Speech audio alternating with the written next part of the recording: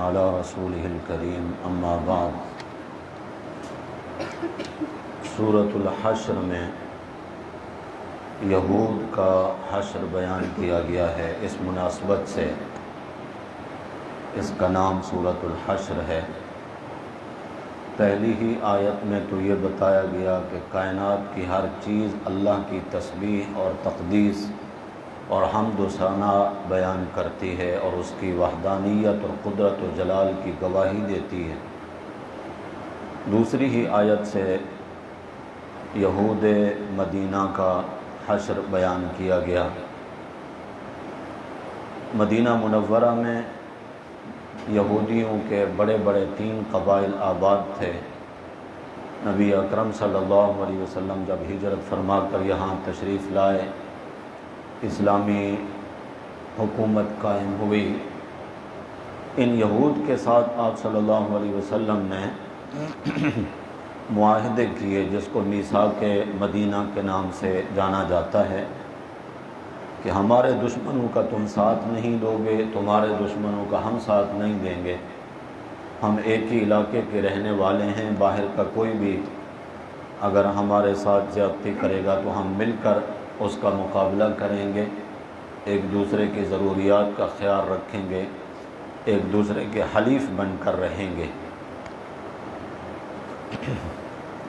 آپ پیچھے سن آئے ہیں سورۃ الاحزاب کے بیان میں غزوہ خندق کے موقع پر بنو قریظہ نے جو غدر کیا تھا، وہ واقعہ بعد کا ہے۔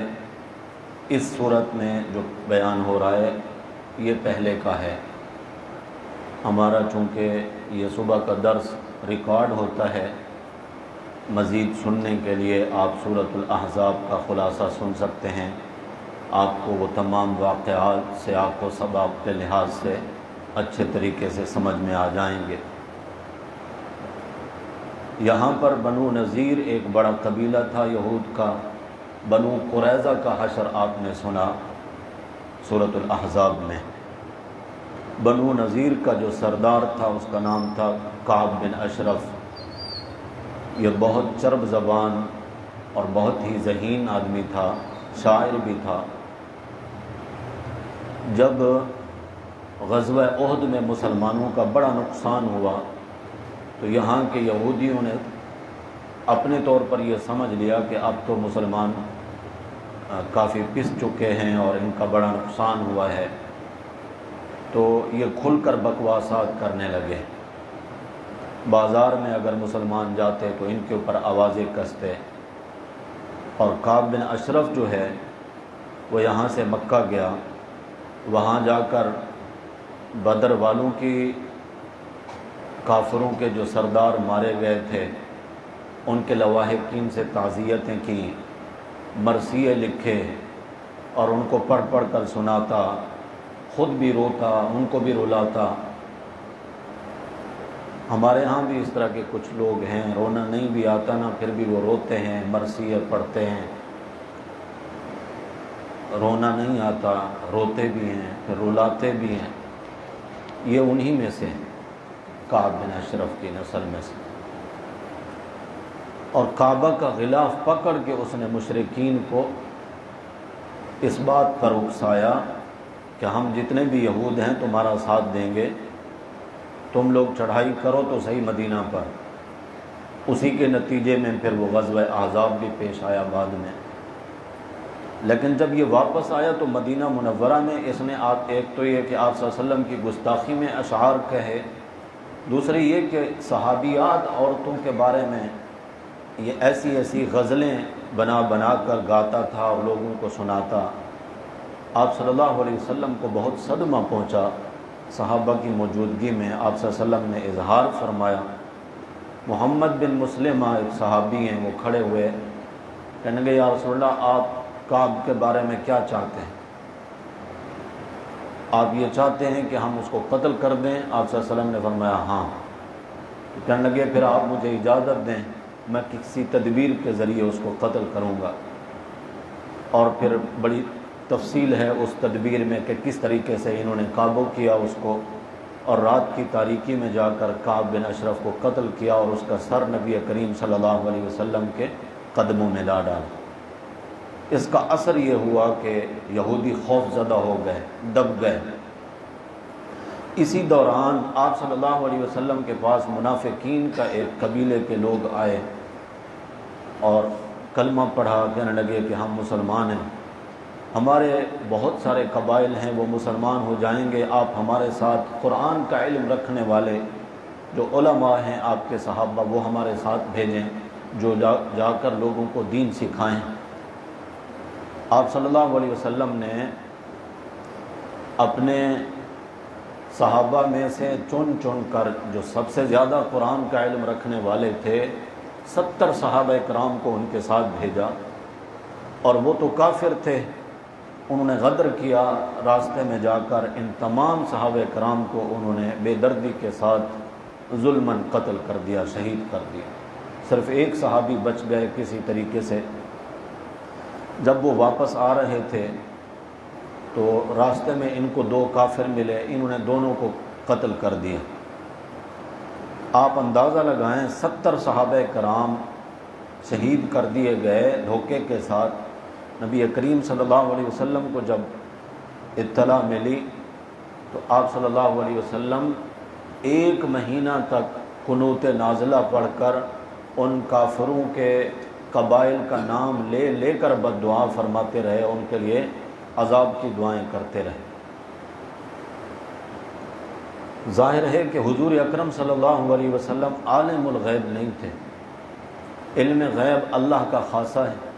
اگر حضور کو پتہ ہوتا کہ یہ بدبخت ظالم کافر ہیں، دھوکے سے میرے صحابہ کو لے جانا چاہتے ہیں، تو ظاہر ہے قطعاً اللہ کے نبی صلی اللہ علیہ وسلم ایسا نہیں کر سکتے تھے کہ اپنے ہاتھوں اپنی اجازت سے اپنے 70 ساتھیوں کو شہید کرائیں۔ یہ علم تو اللہ کے پاس ہے۔ حضور اکرم صلی اللہ علیہ وسلم کو جب پتہ چلا کہ میرے اس صحابی نے 2 ایسے کافروں کو قتل کر دیا ہے جو کہ ہمارے حلیف تھے، ان کے ساتھ ہمارے تعلقات تھے، تو پھر آپ صلی اللہ علیہ وسلم نے ان کی دیت ادا کرنے کا ارادہ فرمایا۔ اور یہود کے ساتھ چونکہ معاہدہ تھا کہ اگر ہمارا اس طرح کا کوئی معاملہ ہوگا تو تم ہمارا ساتھ دو گے ورنہ ہم تمہارا ساتھ دیں گے۔ اسی سلسلے میں آپ صلی اللہ علیہ وسلم مدینہ میں یہود کا مدینہ کے بازار پر ہولڈ تھا، یعنی پوری معیشت ان کے ہاتھ میں تھی، سودی نظام کے ذریعے انہوں نے جکڑ رکھا تھا تمام کاروباری طبقے کو، جس طرح کہ آج بھی آپ دیکھتے ہیں پوری دنیا میں یہود کا تسلط ہے۔ IMF اور جتنے بھی یہ ادارے ہیں پوری دنیا کے، یہ انہی یہود کے ہیں اور آج بھی انہی کا ہولڈ ہے، پوری دنیا پر انہی کی سرپرستی ہے، معیشت پر انہی کا قبضہ اور کنٹرول ہے۔ وہاں مدینہ میں بھی بالکل یہی کیفیت تھی۔ آپ صلی اللہ علیہ وسلم نے جا کر بات کی تو یہود نے آوازیں شروع کر دی۔ پھر آپ صلی اللہ علیہ وسلم ان کے قبیلے میں تشریف لے گئے، بنو نذیر میں، ایک دیوار کے ساتھ ان لوگوں نے بٹھایا، کچھ صحابہ کرام بھی حضور کے ساتھ تھے۔ ان کا پروگرام یہ تھا کہ چھت کے اوپر سے بھاری پتھر گرا کر نبی کریم صلی اللہ علیہ وسلم کو شہید کر دیا جائے۔ میں جس طرح آپ کو پہلے بھی بتاتا چلا آ رہا ہوں، یہود کبھی بھی سامنے آ کر لڑے نہیں ہیں، یہود ہمیشہ خفیہ وار کرتے ہیں۔ اس موقع پر بھی ان کا یہ منصوبہ تھا، مگر ہمارے نبی صلی اللہ علیہ وسلم تو رسول اللہ ہیں، اللہ کے رسول ہیں، اللہ کے ساتھ براہ راست رابطہ ہے۔ جو ان کا پروگرام تھا، آپ صلی اللہ علیہ وسلم بیٹھے تھے، اچانک آپ صلی اللہ علیہ وسلم اٹھ کے چلے گئے۔ جو صحابہ وہاں گئے تھے وہ وہیں بیٹھے رہے، کیونکہ ان کو کوئی بھی بات آپ صلی اللہ علیہ وسلم نے نہیں فرمائی۔ اتنے میں انہوں نے اوپر سے وہ بھاری پتھر گرایا اور ایک صحابی کے اوپر آ کر گرا اور وہ صحابی شہید ہو گئے۔ نبی کریم صلی اللہ علیہ وسلم، یہ جو قبیلہ تھا بنو نذیر کا، یہ مدینہ منورہ سے صرف 2 میل کے فاصلے پر تھا اور ان کا قلعہ بھی وہاں پر تھا۔ پیچھے جو صحابہ کرام تھے وہ بھی چل کر آئے، تو پھر آپ صلی اللہ علیہ وسلم نے فرمایا کہ مجھے اللہ تعالیٰ نے وہاں سے فوراً اٹھنے کا حکم فرمایا کہ آپ یہاں سے اٹھیں، اور ظاہر ہے کہ ہوا بھی یہی۔ آنن فانن آپ صلی اللہ علیہ وسلم جیسے ہی وہاں سے اٹھے تو دوسرے صحابی کے اوپر وہ پتھر گرا کر انہوں نے شہید کر دیا۔ تو ظاہر ہے کہ اب ان کے ساتھ وہ جو معاہدے تھے انہوں نے توڑے، بغاوت کی، کعب بن اشرف نے بکواسات کیے، ان کو بھی برداشت کیا گیا۔ تو حضور اکرم صلی اللہ علیہ وسلم نے ان کے پاس پیغام بھجوایا کہ یہاں سے نکل جائیں، یعنی ملک بدری کا اعلان فرما دیں، یہ علاقہ چھوڑیں اور چلے جائیں۔ منافقین کا جو کردار ہمیشہ رہا، منافقین جو تھے مدینہ میں، عبداللہ بن ابی اور دیگر جو ان کے تھے، انہوں نے سب نے جا کر یہودیوں کے ساتھ دینے کا وعدہ کیا۔ ان سے کہا کہ اگر آپ کو نکالا گیا تو لنخرجن معکم، ہم بھی تمہارے ساتھ یہاں سے نکل جائیں گے، اور اگر تمہارے ساتھ جہاد کیا گیا، لڑائی کی گئی تو ہم تمہارا ساتھ دیں گے۔ اور تھیں یہ ساری بکواسات۔ آپ صلی اللہ علیہ وسلم نے جب یہود کے پاس پیغام بھجوایا تو وہ قلعہ بند ہو گئے۔ کچھ دنوں کے بعد پھر یہی عبداللہ بن ابی حضور کی خدمت میں آیا اور منتیں کرنے لگا کہ بس آپ ان کو کچھ نہ کہیں، اور بس ٹھیک ہے ان کو ملک بدر کر دیں، باقی ان کا کوئی اور قتال وغیرہ نہ ہو۔ نبی کریم صلی اللہ علیہ وسلم نے فرمایا کہ ٹھیک ہے، یہ لوگ جو سامان اسباب اٹھا سکتے ہیں وہ اٹھا کر چلے جائیں، لیکن یہاں رہنے کی اجازت نہیں۔ تو بنو نذیر قبیلہ یہاں سے سارے لوگ چلے گئے، جو مال اسباب ان کے تھے وہ بھی ساتھ لے گئے، حتیٰ کہ گھروں کی چوکھٹیں جو تھیں وہ بھی ساتھ لے گئے کہ ان کو مسلمان استعمال نہ کر سکیں۔ ان کا یہ حشر یہاں پر اس سورۃ الحشر کے اندر بیان ہوا۔ 10 دن کی مہلت دی گئی تھی ان کو، 10 دنوں کے بعد بھی جب یہ نہیں جانا چاہ رہے تھے تو پھر 21 دن کا ان کا محاصرہ رہا، اور پھر یہ لوگ یہاں سے خیبر کی طرف چلے گئے اور کچھ ملک شام کی طرف چلے گئے۔ منافقین جو کہہ رہے تھے کہ ہم بھی تمہارے ساتھ چلیں گے وہ نہیں گئے، جنہوں نے کہا تھا ہم تمہارا ساتھ دیں گے انہوں نے کوئی ساتھ نہیں دیا۔ یہ پورے واقعات اسی صورت میں بیان ہوئے۔ یہود کا جو مال اللہ کے نبی صلی اللہ علیہ وسلم کے پاس آیا، یہ چونکہ بغیر جنگ کے مال تھا، اس کو مال غنیمت نہیں کہا جاتا۔ اس کے بارے میں اللہ کے نبی کو اختیار ہوتا ہے کہ وہ جس طرح چاہیں اس کو تقسیم کریں۔ حضور اکرم صلی اللہ علیہ وسلم نے انصار صحابہ کرام کو بلایا کہ تم نے مہاجرین کو ٹھکانے دیے ہیں، گھروں میں سے حصے دیے ہیں، مال اسباب میں سے حصے دیے ہیں، لہذا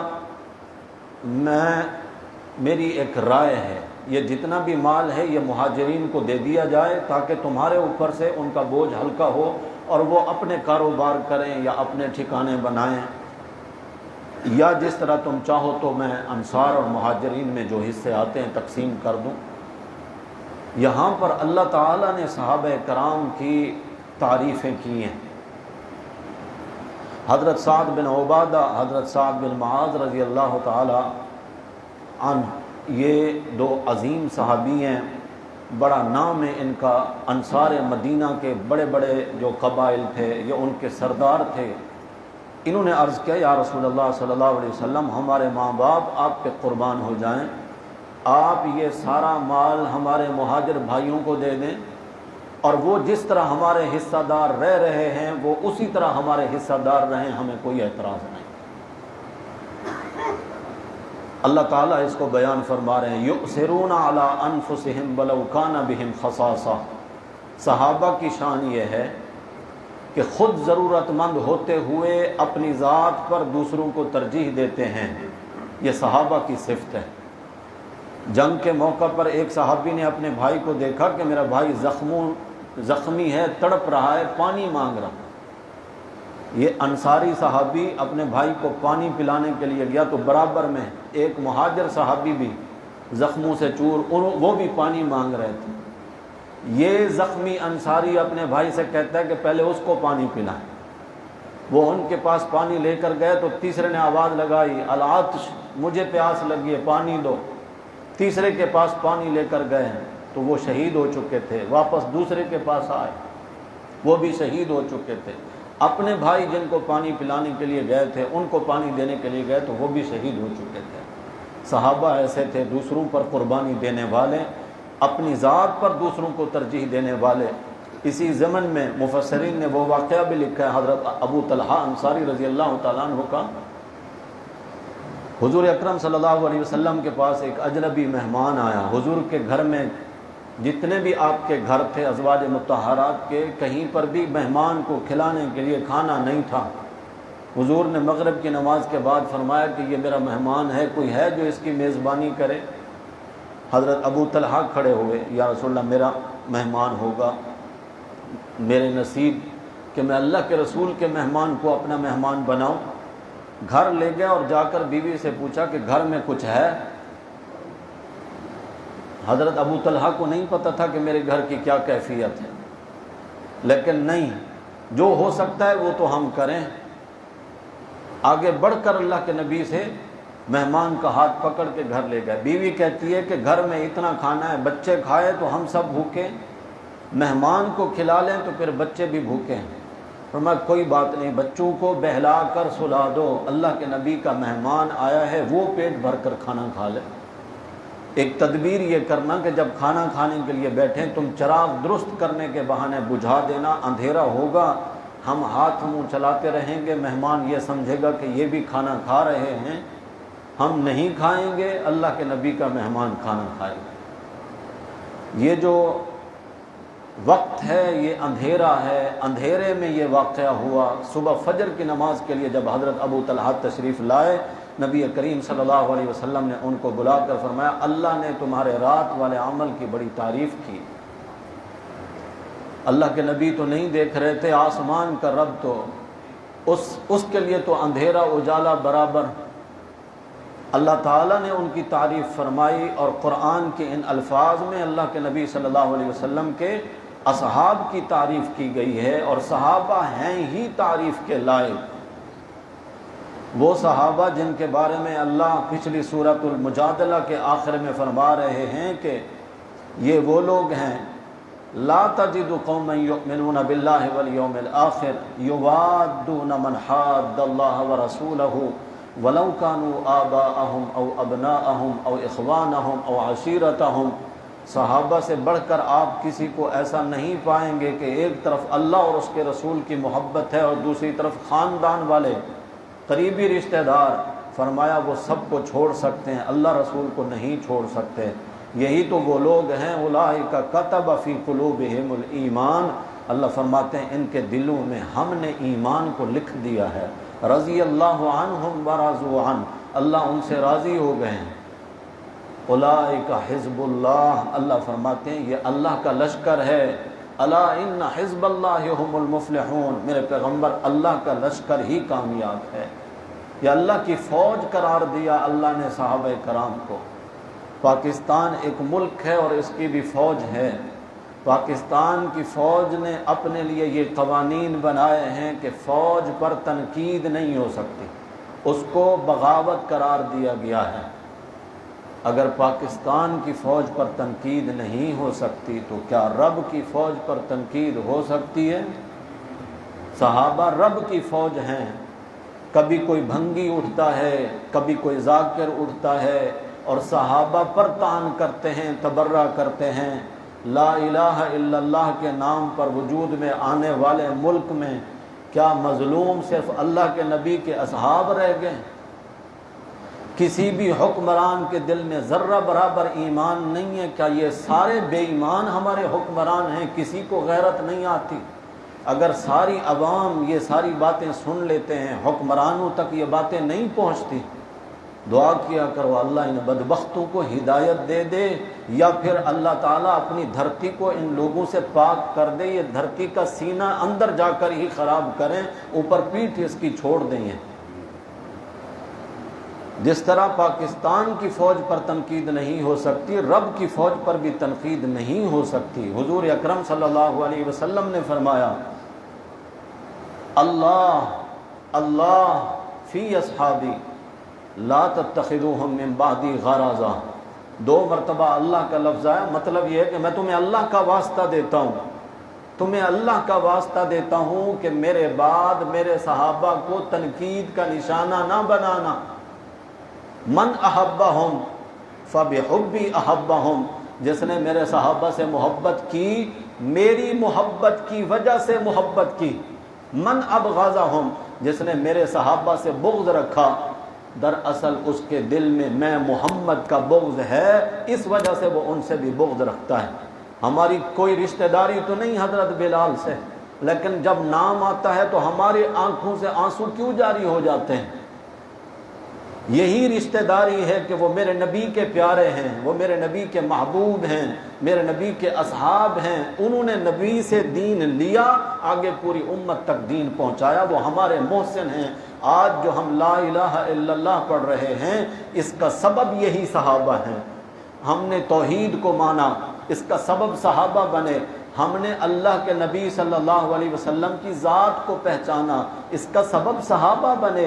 ہم تک اللہ کا قرآن پہنچا، اس کا سبب صحابہ بنے۔ ڈائریکٹ ہم نے اللہ کے نبی سے کچھ بھی نہیں لیا، صحابہ نے ڈائریکٹ لیا اور پھر آگے امت تک پہنچایا، اور اس طرح پہنچایا۔ کیا ضرورت تھی؟ صحابی گن رہا ہے نبی کریم صلی اللہ علیہ وسلم کی وفات کے بعد آپ صلی اللہ علیہ وسلم کی مبارک داڑھی میں بال کتنے سفید ہیں۔ ہمارے اوپر احسان نہیں ہے، اتنی سی بات بھی آگے امت تک پہنچائی ہے کہ جس وقت اللہ کے نبی صلی اللہ علیہ وسلم کی وفات ہوئی ہے، آپ صلی اللہ علیہ وسلم کی مبارک داڑھی میں 17 بال سفید تھے۔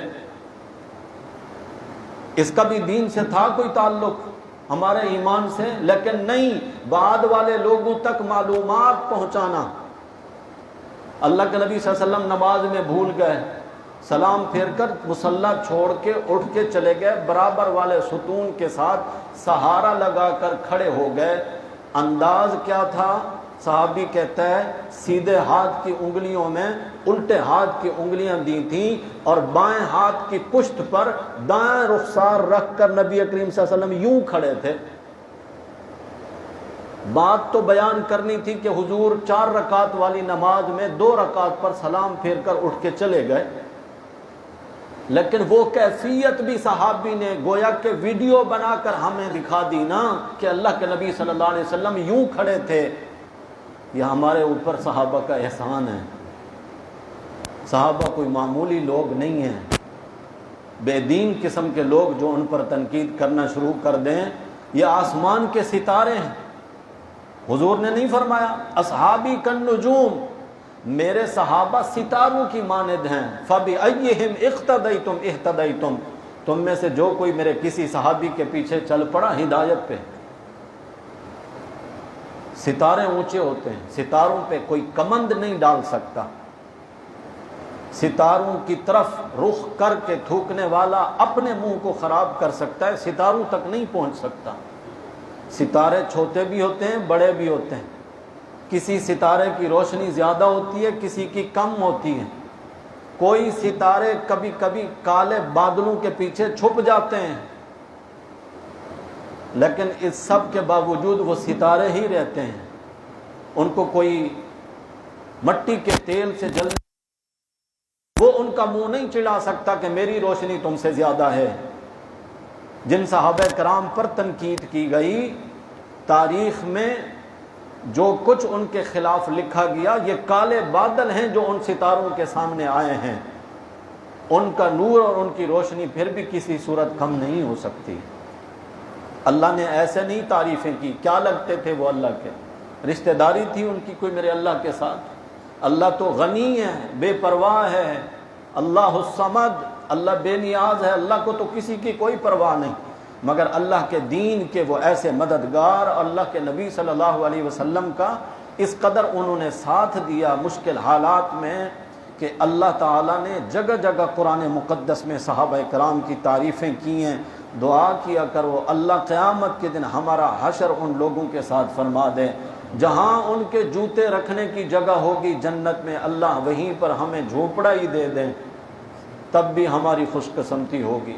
ظاہر ہے کہ ان کے رتبے تو اونچے ہیں، ان کے درجوں تک تو ہم نہیں پہنچ سکتے۔ من النبیین والصدیقین والشہداء والصالحین، نبی سب سے اوپر ہوں گے، پھر ان کے نیچے صدیق ہوں گے، پھر ان سے نیچے شہداء ہوں گے، صالحین نیکوکار تو بعد میں آئیں گے، پتہ نہیں ہمارا شمار ان میں ہے بھی یا نہیں۔ ان کے درجوں تک تو ہم نہیں پہنچ سکتے، کہیں پر اللہ ہمیں بھی ان کے ساتھ ٹھکانہ عطا فرما دے۔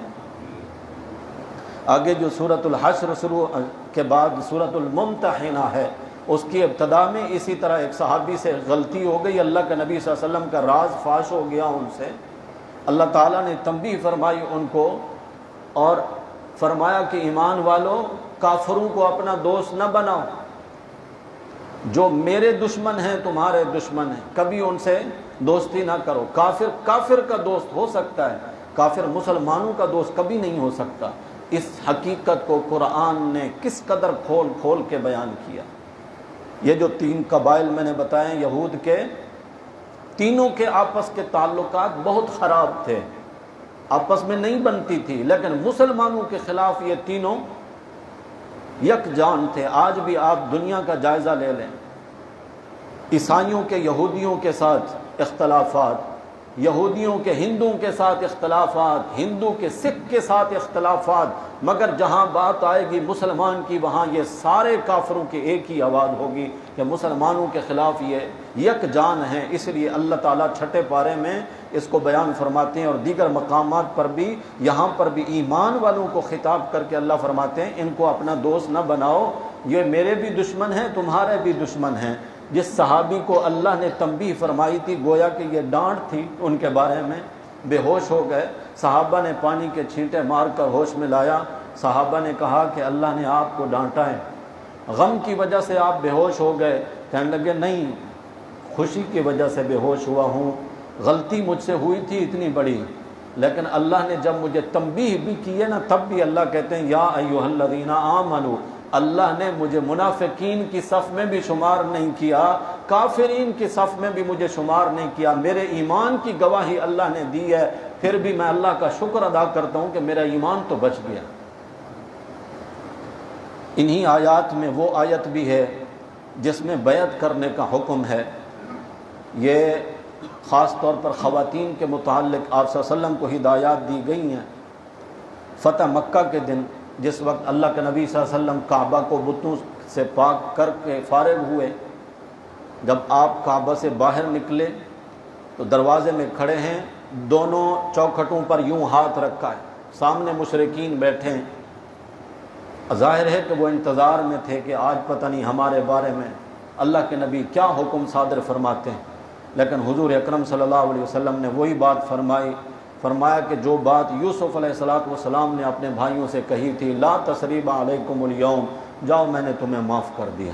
پھر آپ صلی اللہ علیہ وسلم کوہ صفا پر تشریف لائے، مسلمان ہونے والے لوگ جمع ہونے لگے، آپ کے ہاتھ پر بیعت کرنے لگے۔ تو جب مرد حضرات فارغ ہوئے، پہلے تو آپ صلی اللہ علیہ وسلم کوہ صفا پر جب آئے تو کعبہ کی طرف رخ کر کے لمبی دیر تک کھڑے ہو کر آپ صلی اللہ علیہ وسلم اللہ کی حمد و ثنا کرتے رہے اور دعائیں فرماتے رہے۔ پھر آپ تشریف فرما ہوئے تو صحابہ آ گئے، جو لوگ مسلمان نہیں تھے وہ بھی آ گئے، انہوں نے بیعت کی۔ بیعت مختلف قسم کی ہوتی ہے، بیعت امارت بھی ہوتی ہے جس میں اطاعت کی بیعت لی جاتی ہے کہ آپ نے ان کی حکومت کو قبول کیا۔ بیعت جہاد بھی ہوتی ہے کہ جہاد میں ثابت قدمی کے ساتھ رہیں گے، جیسا کہ بیعت رضوان ہوئی تھی۔ اور تیسری بیعت ہوتی ہے عمل صالح کی بیعت کہ میں آج کے بعد گناہ نہیں کروں گا۔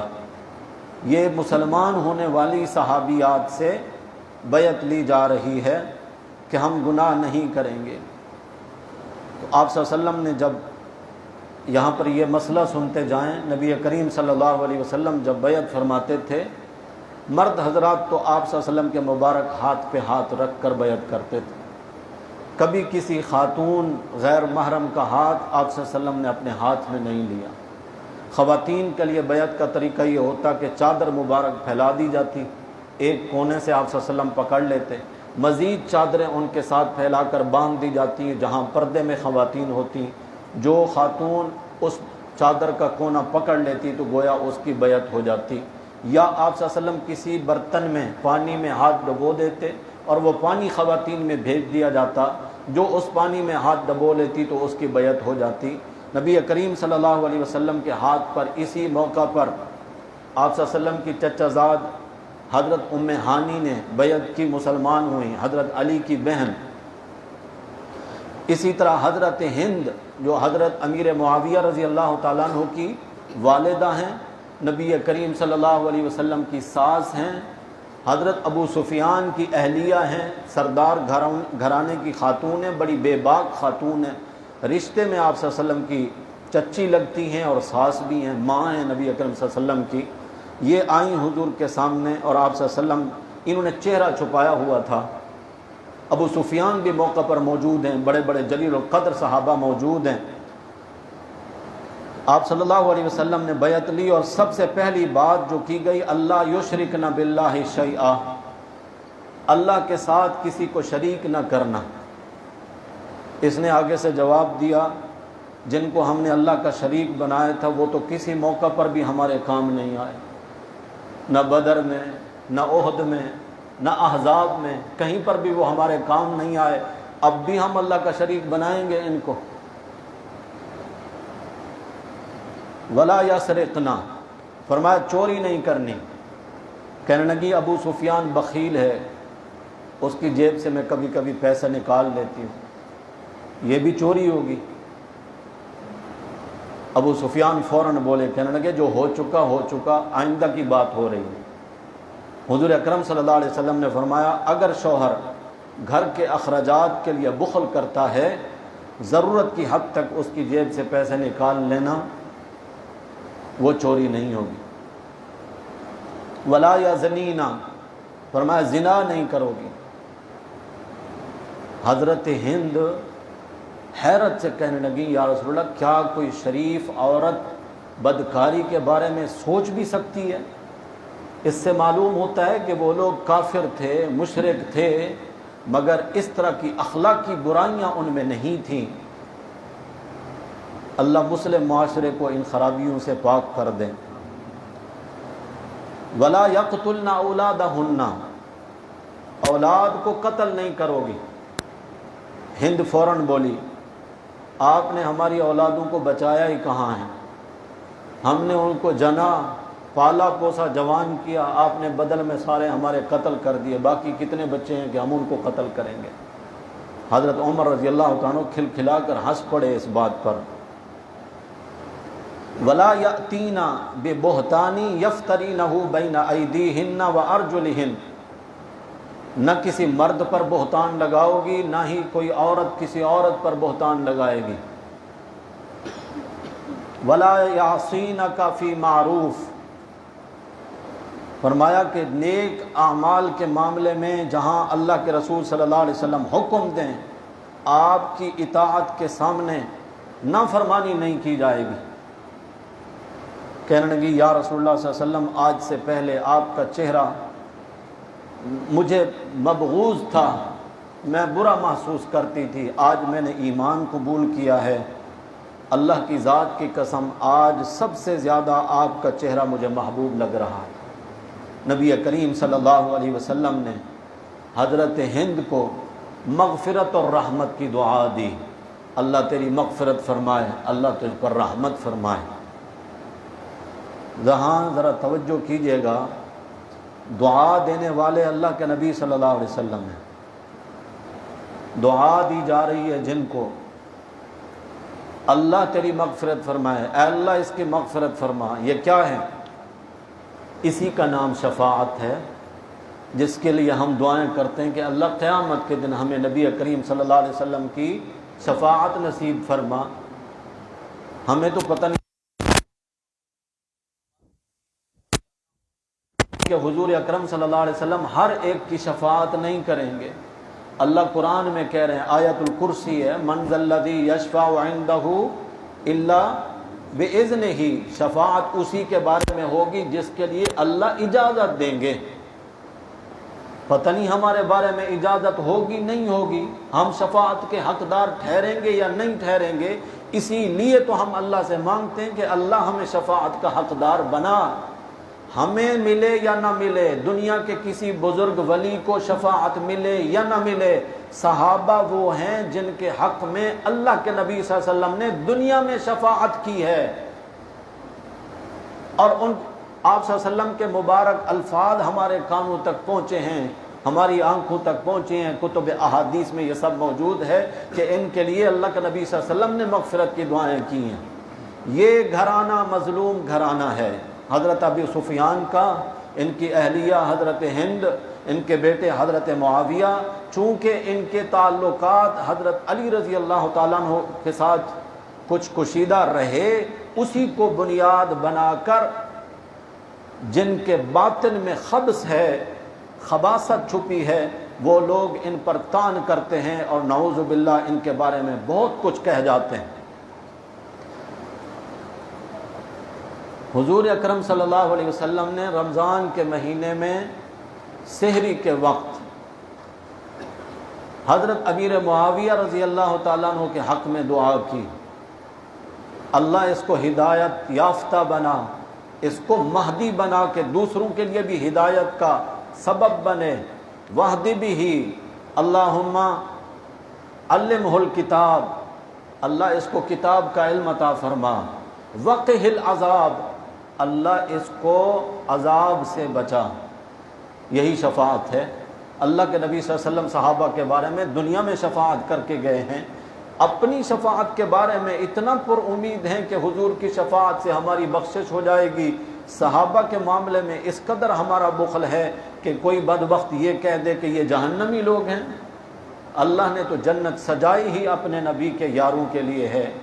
اللہ خود قرآن پاک میں جگہ جگہ بیان فرماتے ہیں۔ تو حضرت ہند، جسے تاریخ والے کتابوں والے ہندہ لکھتے ہیں، ہندہ، بڑے بڑے خطیب، بڑے بڑے مولوی اور یہ جو اینکر بیٹھے ہوتے ہیں ٹی وی پر، ہندہ ہندہ نام لے رہے ہوتے ہیں، حالانکہ نام ہندہ ہے ہی نہیں، نام ہند ہے ان کا۔ یہ حضور اکرم صلی اللہ علیہ وسلم کی ساس ہیں، گویا کہ آپ صلی اللہ علیہ وسلم کی والدہ ہیں۔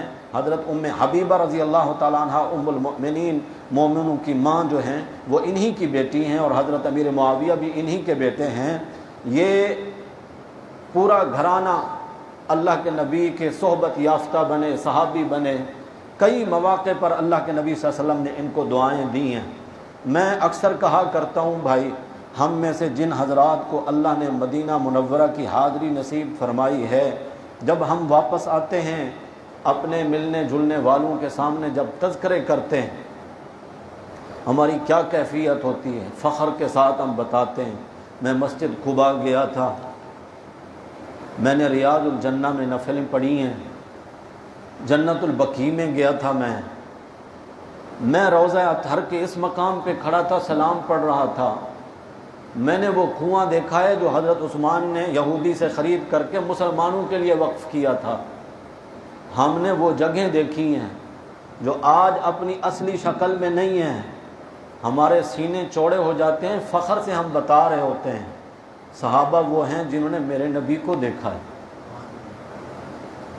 ہماری بیٹی کا، بہن کا نکاح پڑھانے کے لیے وقت کا کوئی عالم آ جائے، ہم فخر سے بتاتے ہیں فلاں مفتی صاحب آئے تھے میری بیٹے کے نکاح پڑھانے کے لیے۔ صحابہ وہ ہیں جن کے بچوں کے نکاح اللہ کے نبی صلی اللہ علیہ وسلم نے پڑھائے ہیں۔ ہمارے والد والدہ کے جنازے میں اگر کوئی عالم آ جائے، بلکہ وصیت ہوتی ہے، کوشش ہوتی ہے کہ بڑے سے بڑا عالم آ کر جنازہ پڑھائے۔ صحابہ وہ ہیں جن کے جنازے اللہ کے نبی صلی اللہ علیہ وسلم نے پڑھائے ہیں۔ اللہ کے نبی صلی اللہ علیہ وسلم کو جب صحابہ آ کر کہتے تھے السلام علیکم، آگے سے اللہ کے نبی صلی اللہ علیہ وسلم فرماتے تھے وعلیکم السلام، اللہ تمہیں سلامت رکھے۔ یہ سلامتی کی دعائیں اللہ کے نبی صلی اللہ علیہ وسلم نے صحابہ کو دی ہیں۔ ہے کوئی بعد والا کوئی بھی شخص، وہ چاہے امام ابو حنیفہ ہو یا امام بخاری، کسی صحابی کے اس مرتبے تک پہنچ سکتا ہے؟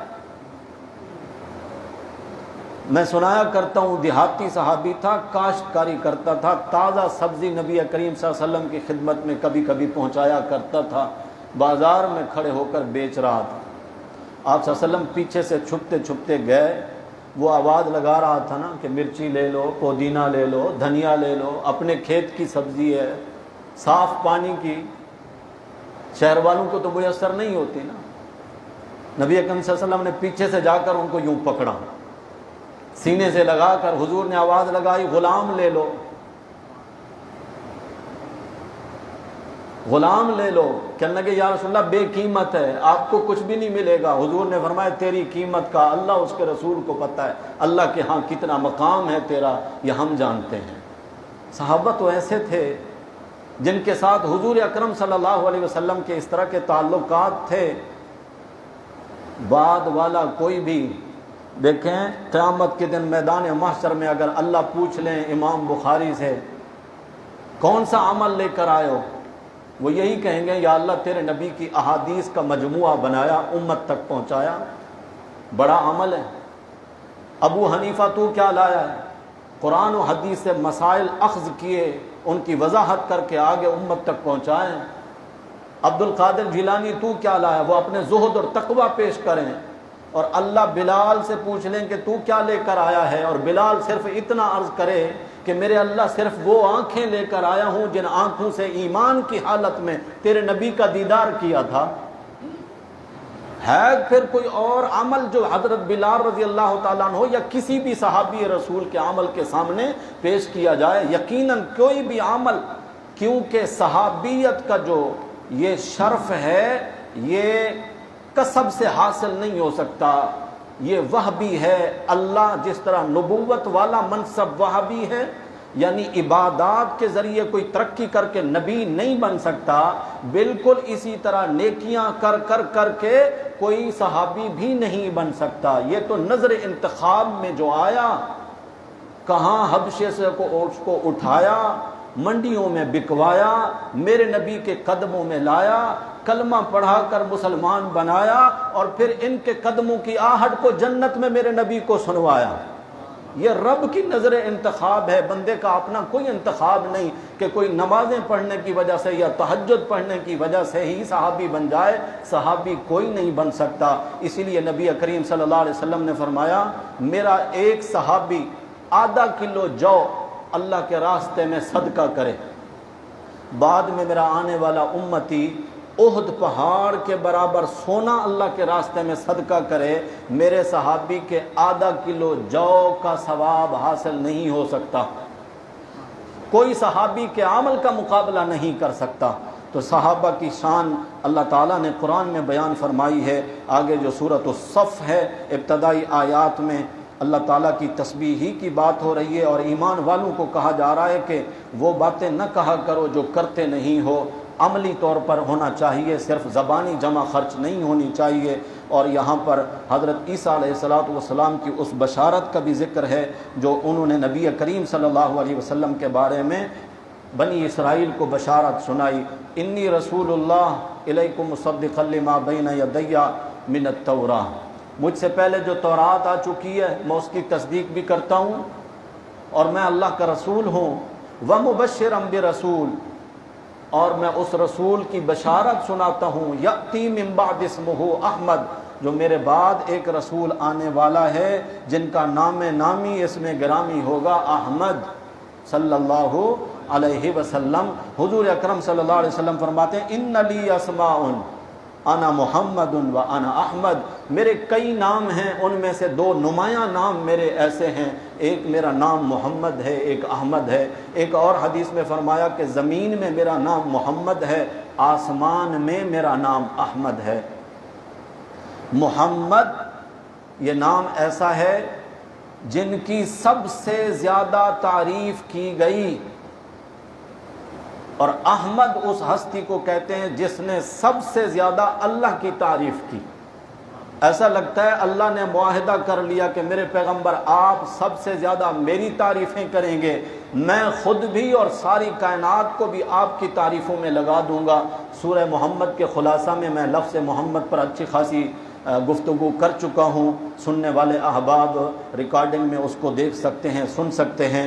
حضور اکرم صلی اللہ علیہ وسلم کا یہ نام نامی ہے جس پر مرزا قادیانی نے کہا کہ عیسیٰ علیہ السلام نے میری بشارت سنائی ہے، اس نے کہا کہ یہ میرا نام ہے، حالانکہ اس کا نام غلام احمد ہے۔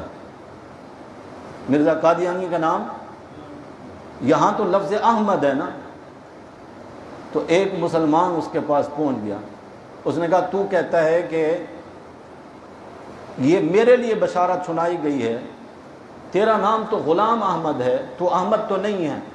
اس نے کہا غلام ایسے ہی لگا ہوا ہے، ہوں میں احمد، ہوں میں احمد، غلام تو بس ایسے ہی ساتھ لگا ہے۔ پھر اس نے پوچھا آپ کا کیا نام ہے؟ تو اس نے کہا کہ نام تو میرا عبداللہ ہے لیکن حقیقت میں اللہ ہوں۔ انہوں نے کہا آپ اللہ ہیں؟ اس نے کہا اب تو بس ایسے ہی لگا ہوا ہے، ہوں میں اللہ، اور میں اللہ فیصلہ سناتا ہوں کہ تو کائنات کا بدترین کافر ہے۔ ایسے کو پھر ایسے ہی ملتا ہے نا، جیسا اس کا جواب تھا تو اس کا پھر اسی طرح ہی لگایا اس نے رگڑا۔ تو مرزا قادیانی کہتا ہے کہ یہ میرا نام ہے، عیسیٰ علیہ السلام نے بشارت سنائی ہے ہمارے نبی اکرم صلی اللہ علیہ وسلم کے بارے میں۔ ایک بات کہی ہے عیسیٰ علیہ السلام نے، کئی باتوں کا رد ہو گیا یہاں پر۔ یہود بکواس کرتے تھے عیسیٰ علیہ السلام پر کہ آپ کے والد نہیں ہیں، تو نعوذ باللہ آپ ولد الزنا ہیں۔ عیسیٰ علیہ السلام کہہ رہے ہیں انی رسول اللہ، میں اللہ کا رسول ہوں۔ ایک تو یہ کہ میں اللہ کا بیٹا نہیں ہوں بلکہ بھیجا ہوا رسول ہوں، اس کا بھی رد ہو گیا۔ دوسرا یہ کہ رسول اللہ سب سے زیادہ محترم اور شریف النسب بندے کو بناتے ہیں جس کو اللہ رسول بناتے ہیں۔ جب میں رسول ہوں تو مجھ پر جو الزام ہے وہ الزام بھی تمہارا فضول ہے۔ اس بات کا بھی رد کیا گیا۔ ایمان والوں کو اللہ کے ساتھ بہترین تجارت کرنے کا اللہ حکم دیتے ہیں کہ ایمان والوں ہم تمہیں ایسی تجارت بتاتے ہیں کہ جس میں سراسر فائدہ ہی فائدہ ہے، اللہ تمہارے گناہ بھی معاف کر دیں گے، تمہیں جنت کے ٹھکانے بھی عطا فرمائیں گے، کامیابی بھی تمہارے قدم چومے گی۔ وہ تجارت یہ ہے کہ اللہ کی ذات پر ایمان لے آؤ، مال اور جان کے ساتھ اللہ کے راستے میں جہاد کرو۔ پھر آگے جو سورہ جمعہ ہے اس کی ابتدائی آیات میں تو نبی اکرم صلی اللہ علیہ وسلم کے مناسب کا حکم ہے کہ آپ صلی اللہ علیہ وسلم کو اللہ تعالیٰ نے جن کاموں کے لیے مبعوث فرمایا کہ آپ اللہ کی کتاب کو پڑھ کر سنائیں گے، اس کی تعلیم بھی دیں گے، لوگوں کا تزکیہ بھی کریں گے۔ اللہ کے نبی صلی اللہ علیہ وسلم نے تمام صحابہ کرام کا تزکیہ کیا جو آپ کے دامن نبوت کے ساتھ منسلک ہوئے، وہ سارے صحابہ پاک ہوئے، صرف 5 تن پاک نہیں ہوئے، سارے صحابہ پاک ہوئے۔ وَيُزَكِّيهِمْ، یہ اللہ کے نبی صلی اللہ علیہ وسلم کا جو منصب تھا، آپ صلی اللہ علیہ وسلم اپنے منصب میں کامیاب ہیں، اور بلکہ پچھلے نبیوں کے بھی تمام معاملات کو تکمیل ملی ہے نبی کریم صلی اللہ علیہ وسلم کی بعثت سے۔ تمام صحابہ کو آپ صلی اللہ علیہ وسلم نے ان کا تزکیہ فرمایا اور ان کو پاک فرمایا۔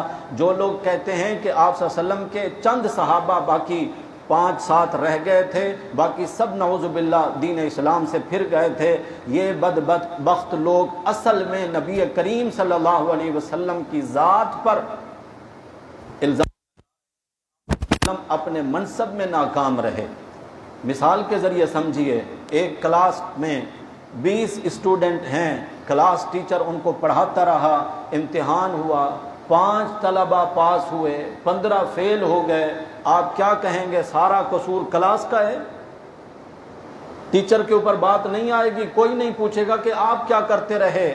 اللہ کے نبی صلی اللہ علیہ وسلم کا تو منصب تھا یزکیہم، ان کو پاک کرنا، اور نتیجہ نکلے کہ وہ 5 تن پاک ہیں اور باقی آپ صلی اللہ علیہ وسلم کامیاب ہیں، ناکام نبی نہیں ہیں۔ یہ کوئی اندر کا روگی ہی اس طرح کی بات کر سکتا ہے، مسلمان اس بارے میں تصور نہیں کر سکتا۔